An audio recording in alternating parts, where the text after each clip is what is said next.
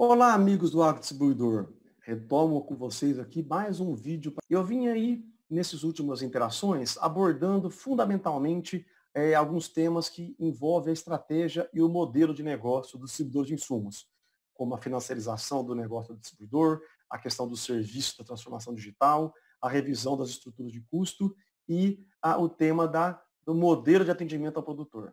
Dado toda a necessidade de mudanças e reorganização que vivemos aí durante a pandemia, a gente pôde verificar várias mudanças no comportamento dos agentes e dos consumidores e uma nova onda de digitalização que, porventura, vai trazer impactos que vão perdurar e vão permanecer mesmo após a pandemia.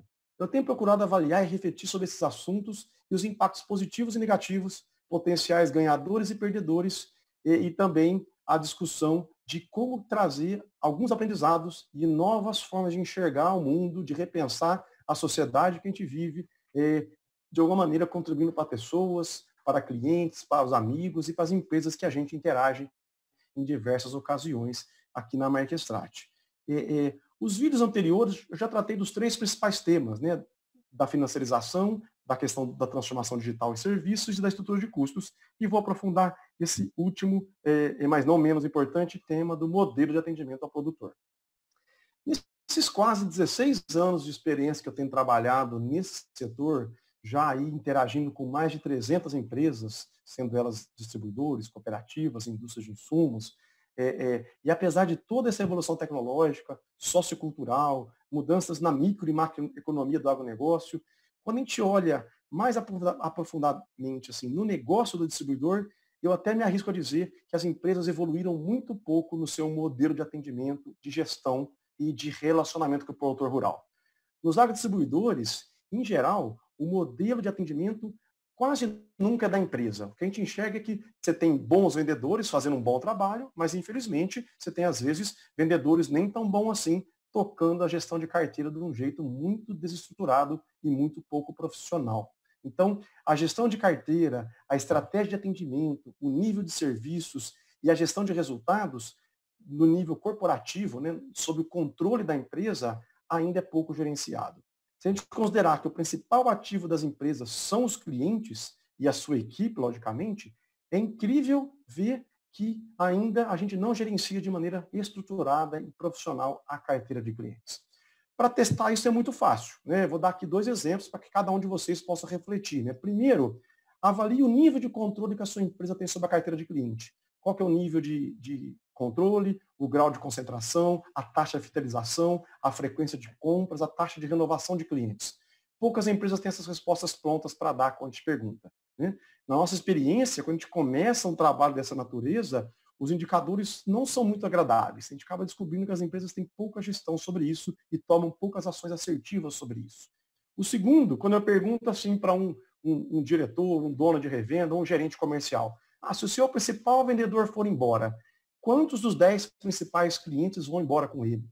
As respostas variam, mas são surpreendentes, e eu aí convido a cada um a fazer essa reflexão sobre a sua empresa, o seu negócio, né? Então, a gente passou por várias ondas e tentativas de fazer as empresas avançarem nesse tema. Lá nos anos 2000, houve uma massiva tentativa, com investimento aí dos parceiros, programas de consultoria, treinamento, para implementar processos de CRM nas revendas e nas cooperativas. Mas essas empresas e os gestores não estavam preparados. Era um momento onde todo mundo crescia 20%, 30% ao ano, as margens brutas eram robustas, mais de 20% de margem bruta nos insumos, e a sensação era que isso não era prioritário. A gente estava crescendo, então para que eu vou investir na gestão de carteira? Já nos anos 2000, a mentalidade mudou, a necessidade das empresas ficou um pouco mais aflorada, mas era muito difícil ainda implementar isso, porque não tinha tantas ferramentas, não tinha tantos softwares, era muita coisa feita em Excel, e a verdade é que não funcionou, não se mudou nem os processos e nem as ferramentas foram aderentes. Já nos últimos anos, surgiram muitas boas ferramentas, soluções em empresas trazendo ferramental para a gestão de clientes.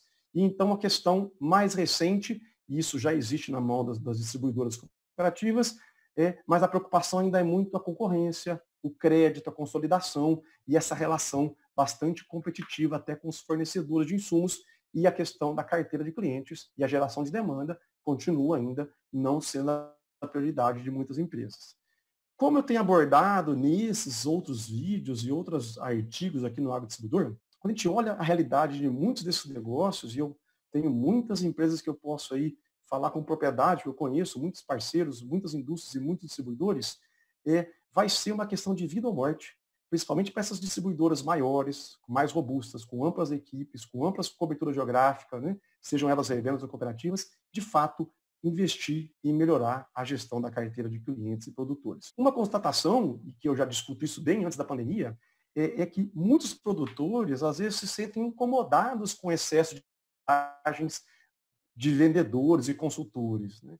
O número varia, mas a gente já mapeou alguma coisa entre 17 e 25 são as visitas ou os parceiros que visitam um determinado produtor durante um mês típico.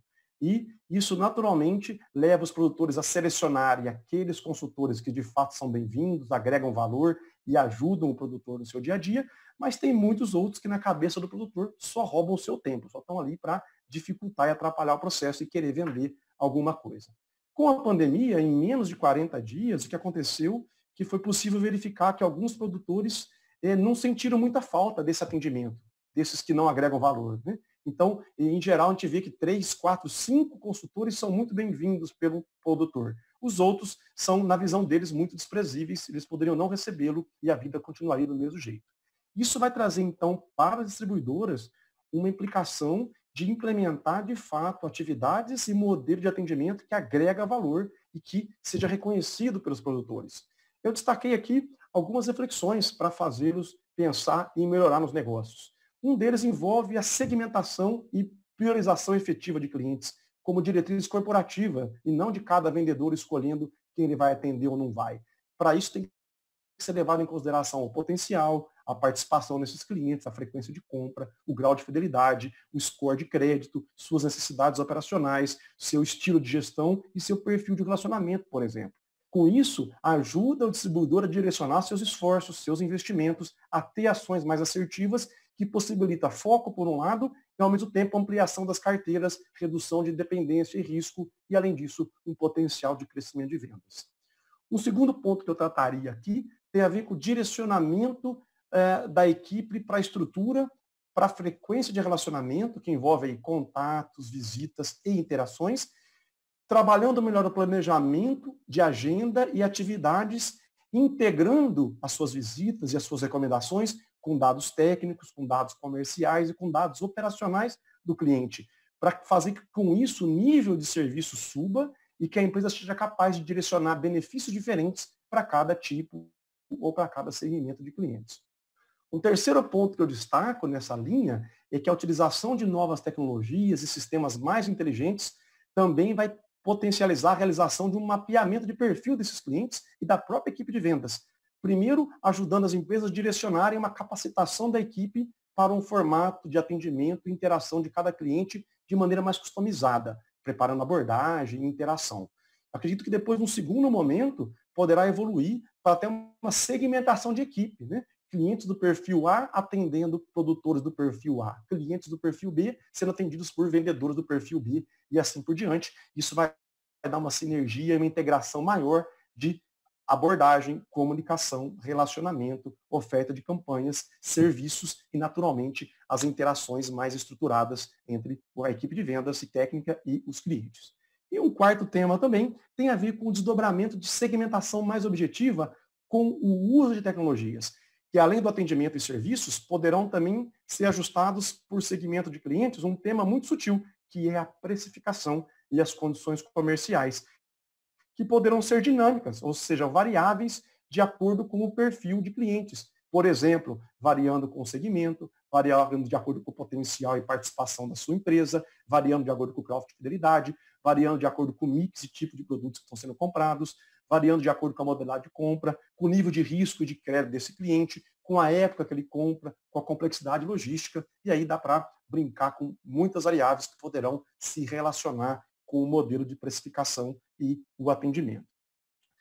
Eu ressalto que esses temas não são ficção científica. Já existem e são amplamente utilizados em alguns setores que já evoluíram para modelos de atendimento mais robustos. Se a gente pensar aí os bancos, segmentam a carteira de clientes por tipo e canal de atendimento, as companhias aéreas já usam precificação inteligente. É só você pegar aí dois colegas ao mesmo tempo entrar no aplicativo e tentar fazer uma cotação de compra, você vai perceber que poderá ter preços diferentes no mesmo momento para duas pessoas, por exemplo, com um perfil diferente. Né?